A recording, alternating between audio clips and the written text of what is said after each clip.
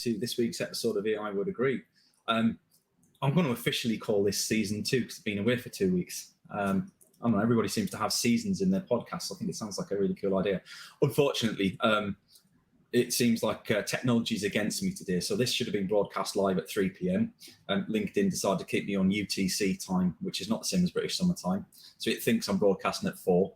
My streaming platform won't let me change the time back to 3 p.m. And I almost didn't get the intro video to download from Canva either. So thank you, technology.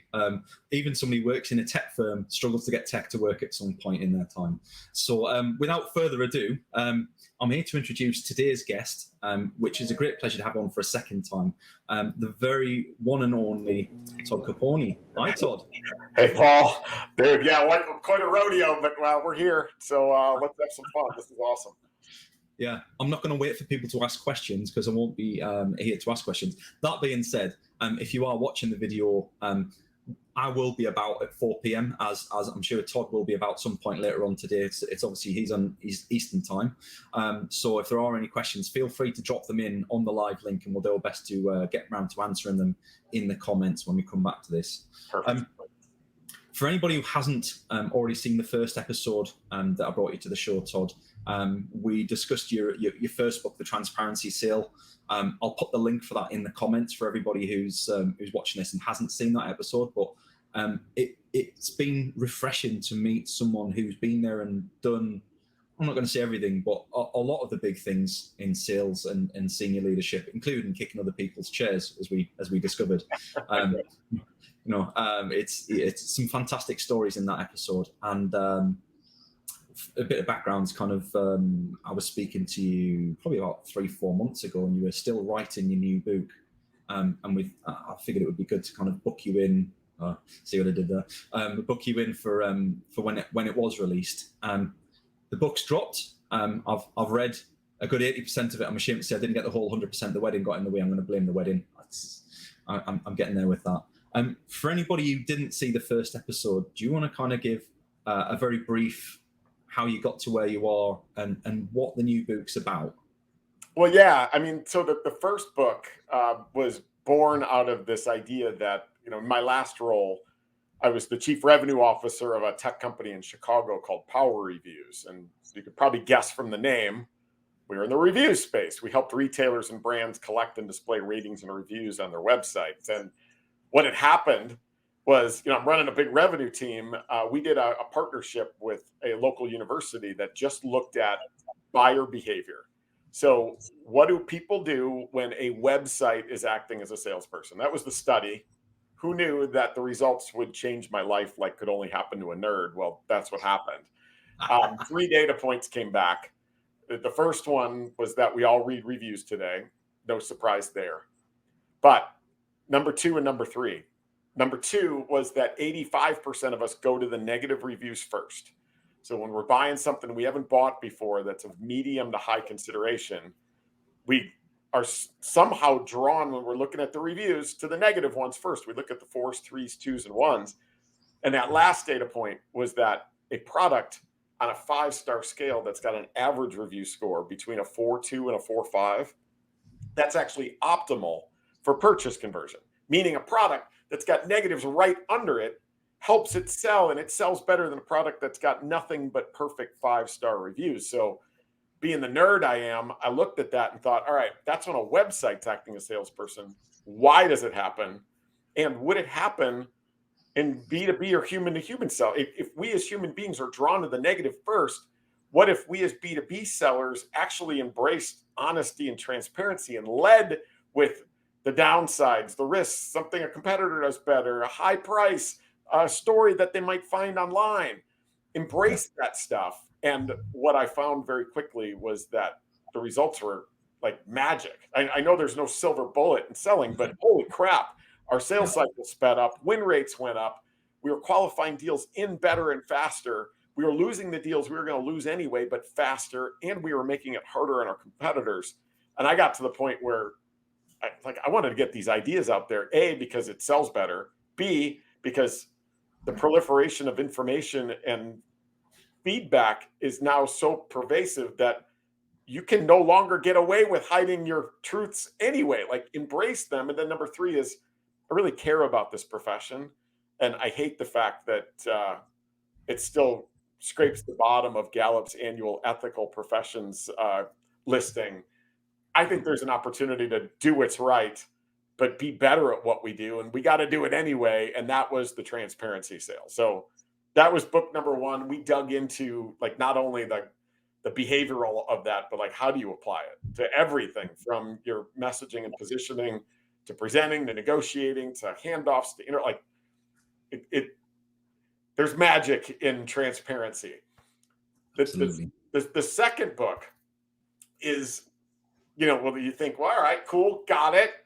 Well, how does this apply to leadership? And really what I think is the magic of book number 2 is this idea that, like, you and I have talked about this, like, all my books over there, I'm a sales history nerd. When cool people are doing cool things on the weekends, I'm reading like early 1900s books on sales and sales management. Yeah. One of the things that I felt like when I first got promoted to sales leadership was I was so used to having a process and a structure in sales. As a sales leader, I was like a dog chasing a car down the street every day, right? Like, the car would turn left for a recruiting issue, or right for a pipeline issue, or a forecast or board meeting. Like, every day was guided by whatever direction that car went. And being too much of a nerd, like, that was no way for me to live. And so 14 years ago, I built a simple alliterative structure that encompasses all of your responsibilities as a sales leader or revenue leader of any type, marketing, client success. You've got 5 responsibilities. They're called the 5 F's of building revenue capacity, and we can talk about those. But once I figured that out, I was like, hey, wait, this is a structure that I can use to plan and strategize, to communicate, to see the holes before they form. And when things get crazy, I always had that to fall back on. And there's a couple of interesting stories about that. Over the last 14 years, I've optimized each element for the behavioral science of, like, there's some things that I did wrong as a leader, but I know most people are still doing wrong as leaders based on the behavioral science. And I spend a lot of time in the book talking about the science of intrinsic inspiration, meaning that if you think your reps are coin operated, you're right if you're doing it wrong. And what we're trying to build is, how do we build a culture and an environment where our reps show up every day, stay, do their best, and that variable comp becomes the reward for doing work they love to do instead of the reason they do it. So that was a bit of a long rant, maybe longer than you're looking for, but that was the first book, and then what led me to the second one. It was a tall ask. There was a lot to that. And ironically, you're sat on the screen directly underneath our 5-star logo at the top there, which, believe me, and marketing team will tell you the same story. I went to war over that logo. I was adamant we should have had 4.3 stars filled. Yeah.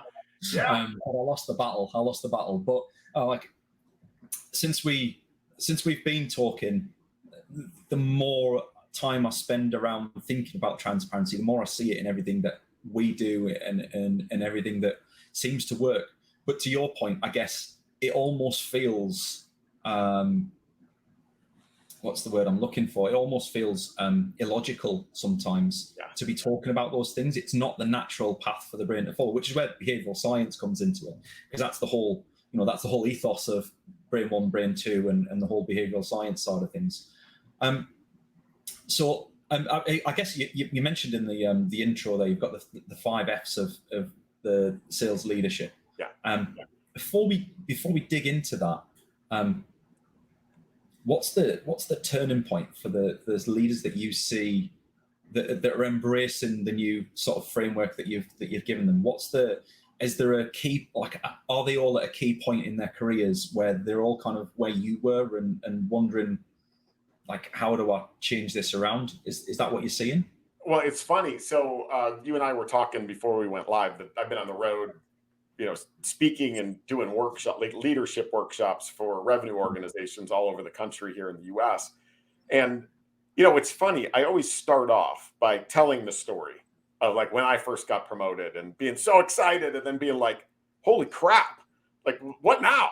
And feeling like every morning I was out of control, right? And like I would just get through the day like I was in middle school, where I had all these meetings, and then in between meetings I'm checking my phone for my messages, right, from my buddies. Like, that was no way to live. But I tell the story, and then I ask everybody, like, hey, listen, in your careers, like as you got promoted from being a rep or whatever you were doing before into revenue leadership, were you trained in leadership? And a couple of hands would go up. Like, yeah, I take on a leader, but like it's 4%. How about sales leadership or revenue leadership? And everybody's like, no, like I don't even know if that exists, right? And so we're talking about people that are in their first leadership job to, like, I remember the one I did, where was I? Oh, San Diego. So it was a whole crew in San Diego, the CRO, who's like, older than I am. And he was like, nope, nothing, zero. So like, that's the thing, that we just all, through osmosis, develop our leadership approaches, especially in the revenue world, based on, hey, I worked for a bunch of leaders before. I liked what they did. I'm going to, what she did was great. I'm going to do but that guy was a jerk. And I'm not going to do what he did. And like, that becomes our sales methodology from a leadership perspective. Yeah. I think there's an opportunity here, and it doesn't have to be that hard. And that's where I think the magic is, that the turning point, well, the application is for anybody who's even seeking to get into it versus people that have been doing it for 30 years. It's big for all of them. But the turning point for all of them that have actually embraced this is that, hey, listen, I kind of feel like I've got control and I got a plan, and always in my back pocket.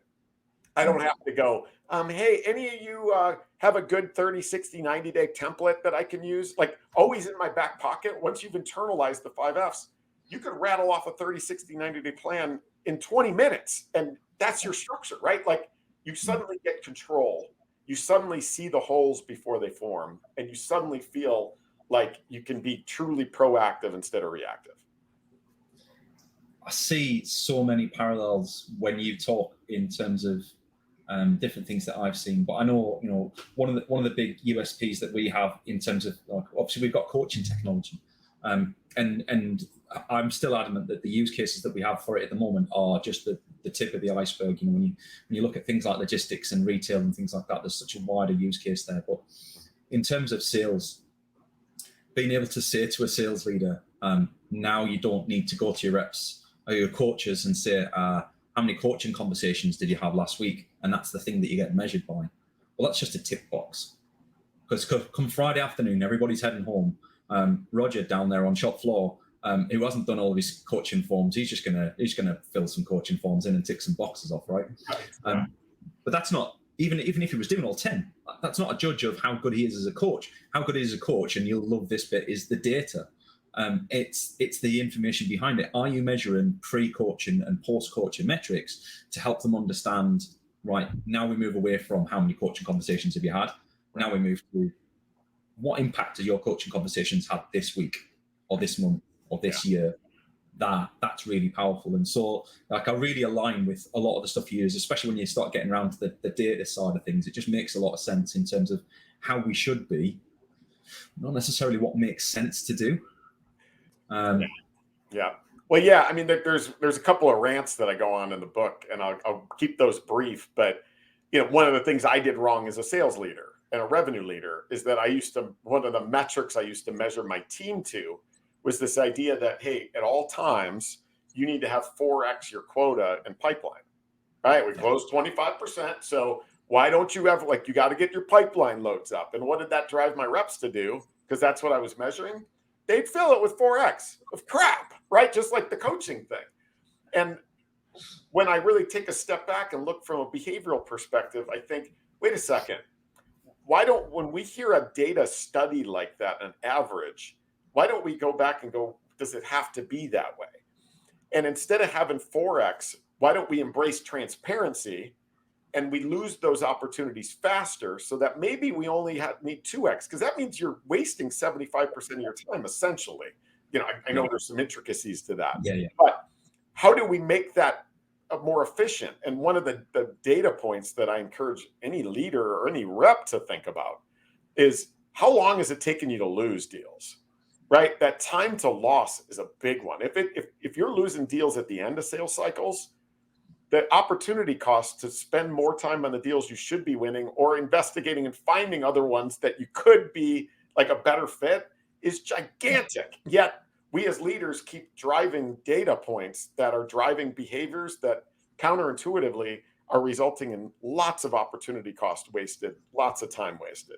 The other one on that is the data point about, like I saw from Gong, and this is just me being angry, but it's like Gong, like they have or maybe it was Course or one of those guys. It was like, it now takes 18 touches to like cold touches before you'll get somebody to engage with you.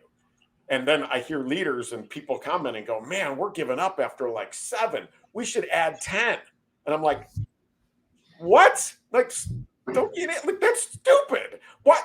Why don't you take a step back and go, why is it taking 18? Why does my message suck so bad that the first 17 people don't want to engage with? Maybe you should look at that, right? It can take 5 to 7 if you actually pay attention to the messages and the like having clinical empathy for the people that you're reaching out to. So that to your point, when we measure activity level data, we drive absolutely the wrong behavior. And I just think take a step back and think through why you do the things you do. And like that Gong one, you can tell I get pretty fired up about. Well, the next time you get fired up about some insight, hopefully it'll have come from TMAC, Todd, because we've launched our own sort of TMAC labs, TMAC insights posts, and we're pretty ambitious, so we're going to move Gong over. We're going to move those guys over. That's nice. Where we're going. On the back of that, like one of the questions that I had around that was, say you're kind of, I guess, first tier management, second tier management, and you want to embrace that transparency. You want to embrace that with your team. In my head, there's a bit that goes, yeah, you can do it to an extent, but you're still being judged by the metrics of people that don't care about transparency. So what would your advice be for those people? How do you kind of manage upwards on that transparency side of things without costing yourself a job? So are you talking transparency in terms of your leadership style or the numbers, or like? I think probably in terms of what you're judging your people by. Yeah. Your metrics are the same as the metrics that your team get judged by, just at a different sort of hierarchy level. Well, yeah, you know what? Why don't we take a step back before I answer that, and I'll lay out the 5 Fs so that people understand that structure, because there's a couple of elements in that I think there's a lot of ahas there that are like, oh yeah, I mean, because like for me, from a leadership perspective, like I was using the 5 Fs for board meetings, right? Yeah. Like, and that was, they always knew, to the point where I remember one board meeting where I went in and the board meeting was going on. Then the CEO was like, all right, Todd's going to give the kind of the state of revenue report. Right. And so I get up, like I'm get ready, and the board's like, all right, Todd, what do you got? And I was like, guess. And they're like, is it the effing 5 Fs again? And I'm like, and they didn't say effing. I'm like, yeah, it's the 5 Fs. Of course it's the 5 Fs. And they're like, cool, right? Like they always know what's coming, and they just know that, we're optimizing every single element. We've thought about every single element, and they feel a level of comfort that we're going to touch everything that matters. And all of a sudden you've got a board that's now using the 5 Fs all the way down to all of your reps. When that happens, what you just asked never becomes an issue. Like it just never does.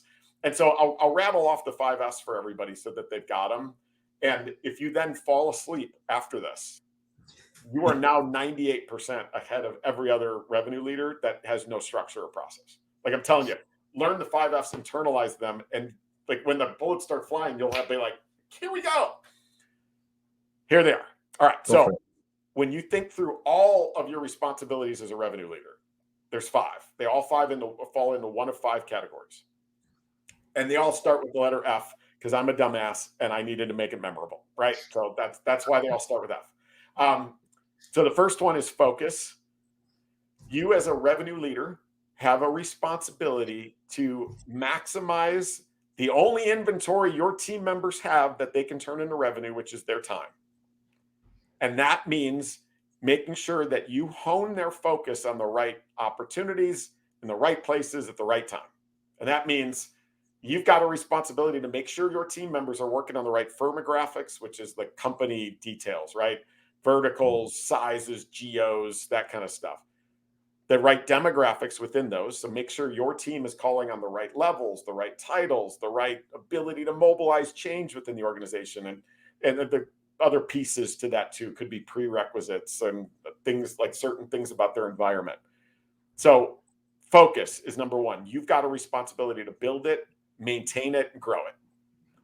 Once you've done that, number two, responsibility initially and ongoing, always, forever, is to build the team that's going to take the field. So it's field is the second one, your field organization. That means the people, right? You got a responsibility to get the right people in the right places with the right experience. So you got to recruit them, you got to all that fun stuff. And then it also includes the right tools and the right resources. So when your team takes the field, is it the right people with the right tools, the right resources? That's number two. Number three is you got this team.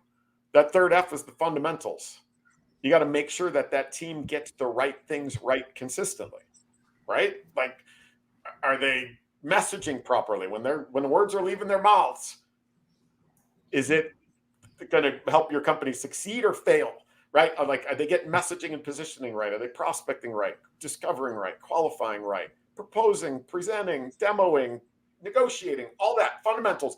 You as a leader have a responsibility to understand where you are, grow, and optimize that. Number four, no surprise here, is the forecast. You have a responsibility to forecast, right? To predict the future. And that forecast includes making sure that you got the KPIs right and that you're measuring the right stuff. Like, forecast is all that data layer and understanding where you are so you can predict the future. And then the fifth F, which is arguably the most important and definitely the cheesiest, is to fun. But by fun, I mean you as a leader have a responsibility to establish and grow a culture where your team wants to show up every day, wants to stay, wants to do their best, and wants to become advocates for you and your organization, right? And that's the science of intrinsic inspiration. But it's all about building a culture where maximum performance happens. And a lot of that comes through transparency, right? And so that's the 5S, right? You focus, figure out where you're optimized, build a field to support that focus, make sure that field gets the fundamentals right every single time. You got to forecast, and then you got to build a fun culture where people stay, do their best, and advocate. That's it. Beautiful. Beautiful. And I'd love to see how many people, like I did when I read that, and it's worth reading again in the book because there's some great examples in the book, some great sort of underpinning points that we probably don't have time to get right into the detail of here and now, but it all makes so much sense when that's all in place and you can understand that. For me, like, when we talk sales, a lot of the time we talk about complex sales, we talk about enterprise and SaaS sales and things like that, and that's all well and great. How would you say that this plays out to, you know, your B2C salespeople who are sat there and it's a very transactional deal, it's a very transactional conversation? Would you say that there's certain things that need to change for that sort of environment as opposed to a more complex one, or how important is transparency for that? Well, yeah, I mean, there's a lot of importance to transparency across the board, right? Like the lessons of transparency were born in B2C. Like, the most effective B2C companies in the world are the most transparent ones. IKEA, right? It's a freaking nightmare. You walk in, you get a map, right? Like, you know you're in for it. You got to find what you're looking for because there's no salesperson around to help you out. You then have to get the code to go to the warehouse to pick and pack the boxes, put them onto a cart that doesn't have brakes, drive them out, like pull it out to the parking lot, back your car in, jam them into the back of your car Tetris style, drive home with a souvenir injury or two to remember your experience. When you get home, you think you left all that fun back at the store, but you open the box and what is it? There's 150 parts and no words on the work instructions other than like Svarta or whatever Scandinavian name it is. And, you know, IKEA is the number one furniture retailer in the world for 14 straight years because they embrace what they give up to be great at their core, right? They tell the world, you're going to do all that. We do that so you get modern Scandinavian design furniture that you didn't have to pay a lot for, right? Yeah. And there's good meatballs at the little picnic area in those places too. But like so many of them, right? Like these warehouse shopping places, like we've got Costco's all over the place here, right? Where you need a subscription even to walk in the door. And when you get there, like you need ranch dressing. Well, there's only one brand, it's Hidden Valley Ranch. And you got to buy a gallon. Like what? Like, you need toothbrushes? Here's a half dozen, right? Like it's crazy. And they're the number 2 retailer in the US behind Walmart, right? So from like when you think transactional all the way to enterprise, the core here, the thing that makes companies successful and pre-qualifies people is to embrace what you give up to be great at your core, right? That's it. Not only at a business level, but at a human level, right? As a leader, if you're pretending you're all-knowing, perfect, 5-star, who wants to run behind that jackass? Nobody, right? And that's the point of this, is embrace you as an individual, you as an organization, you and your ability to forecast. Like one of the things that I rant about pretty heavily in the book, and this is kind of a side topic, is like the word commit. I think the word commit should be a dirty word in sales organizations.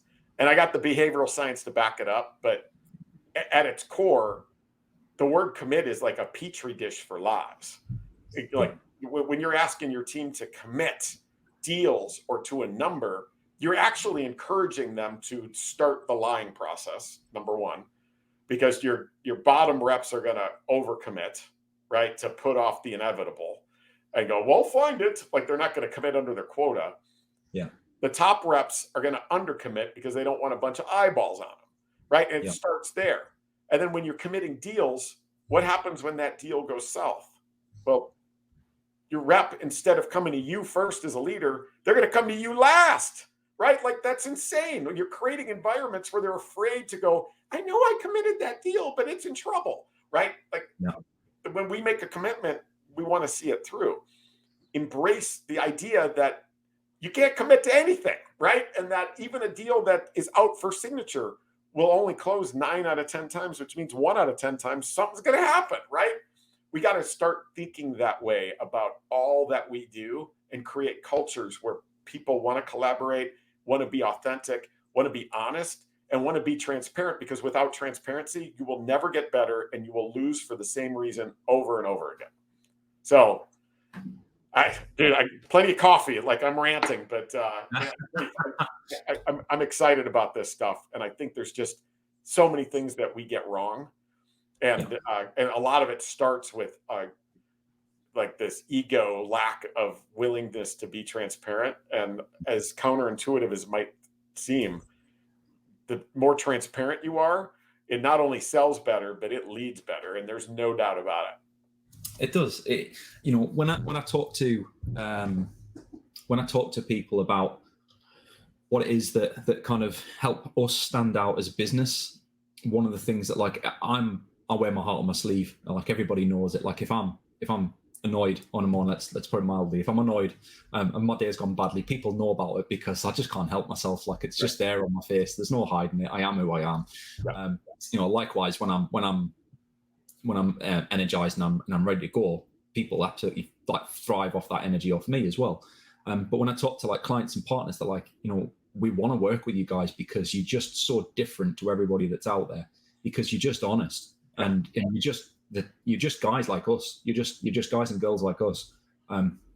We don't feel like we're talking to a salesperson. We feel like we're talking, and it's building that genuine relationship. So it doesn't really matter. To your point, once you start to understand the transparency effect, I'm going to call it transparency effect. I like that.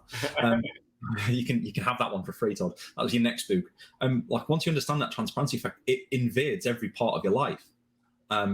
And I've kind of gone through this whole thing over the last couple of years where I've moved from a culture where to admit that there's a problem was kind of frowned upon. Like you don't admit that you've got a problem, you come up with the solution. Even if the solution isn't very good or it isn't the best, like you come up with the solution and you deal with the problem yourself. And all that, to your point, it's kind of like the commit, right? In a retail environment, that's just kind of like committing. because all that happens is people just start to hide their problems and cover them over and gloss them over with the stuff that they can do well, or they can make look good. And that kind of is why I liked getting into speech. And you'll know yourself, I know you're no stranger to speech analytics and kind of voice of the customer from that. It's really exciting to dig into what people are saying to customers, what customers are saying to people, and to take those insights from that and use it to help make the business more transparent and differentiate the business. Like, what are our customers saying that's bad about us? Because we need to know. Yeah, exactly. There's no hiding from it. Like, they think that already. Like, what you can do is try and stop other people feeling the same way by listening to what they've actually said, or putting off the people who might come and complain and moan about it, because actually they're not your ideal customer, because we're not going to do anything about it. This is who we are. That is it. That is it. And there's one other way to think about this too, that comes from another sales historical context. It's often said that buyers know more nowadays, right? Like, you hear that phrase, buyers know more nowadays. Well, here's the funny thing. That quote, buyers know more nowadays. Thomas Herbert Russell wrote that quote in his 1912 book, Salesmanship, right? So 110 years ago, there was this concern that the pervasiveness of marketing and advertising would render the profession of sales obsolete, because buyers know more nowadays. They could get at this information. Well, the opposite happened, right? Fast forward all the way to 2015, when Forrester in their annual State of Sales report said, hey, in the next 5 years, 1 million B2B sales jobs would go away, and that hundreds of thousands of college students graduating would not go into sales because buyers know more nowadays. And that because of e-commerce, salespeople, the profession is likely to take a massive hit. The opposite happened again, right? By 2020, we had twice as many instead of twice as few. My point here is that more information available to buyers has not made it easier on buyers. It's made it harder. And this idea, if we take it back to that 4.2 to 4.5 review score, and the idea that 85% of us go to the negative review first, is that our brain is just not capable of processing nothing but 5.0 speak. And when there's tons of it and it's overwhelming, we can't make a decision. I believe that the future of this profession, and those like you, Paul, that you just explained why your customers look at you and go, wow, like, we really like working with you. There's a subconscious element to that what you're doing is that you are doing all that homework for the buyer. You're calling across all that information so that their brain can properly process why you are a 4.2 to 4.5. And if you're talking as though you're a 5, they're going to resist. If you're talking as though you're a 3, they're going to think you suck and they're not going to buy from you either. But when you do that homework for the buyer, you're making it easier on them. Remember, buyers don't buy when they're convinced. Well, if they do, they're probably pissed about it a few weeks later, even a few hours later. They buy when they can predict, right? Like, when we can make a predict, is the juice going to be worth the squeeze? Is this problem worth solving? And is it worth solving with you? Or should I spend my precious time, resources, and money solving a different problem with somebody else? That's what they're trying to get to. And once we see that lens and we become a partner to that process, that's when you build relationships, customers buy, they stay, they buy more, and they become advocates for you. Amazing. Really enjoyed the chat again, Todd. I knew it would be an interesting follow-up to the first conversation. Congrats on the new book. Thank you. It's a shame for the shortage in paper and bookmaking materials that's holding the sales back, but hopefully that gets back on track soon, and you can see some real growth in the sales. But anybody who's watching the show that's kind of been inspired by anything that Todd said there, I'd encourage you to go and have a look on Amazon or wherever you get your books from. The Transparent Leader. Do you know, Todd, I always get your book names wrong. I'm so sorry. Did this last time. Transparent Sales Leader. That's it. Got it in the end. And the Kindle, there's plenty of Kindles. So if you're a Kindle lover, you have no problem there. I got that one. And you've also got a podcast too, right? Yeah, it's just for fun. It's just a nerdy thing. It's the Sales History Podcast, where I pick a topic from today and look into the lens of 100 years ago and just do a monologue on it. So some are wacky, But there's some lessons in history, things they got right that we get wrong today. And so I just illuminate that in a 10 to 20 minute monologue whenever the spirit drives me. Beautiful. Beautiful. Thanks for joining me today, Todd. It's been a pleasure. And again, anybody who's watching the video back, please do ask some questions in the comments. Myself and Todd are more than happy to answer any questions that we get. Connect with us on LinkedIn, give us a follow. And if you like our content, please feel free to reach out in the DMs. Awesome. Thank you. Bye-bye.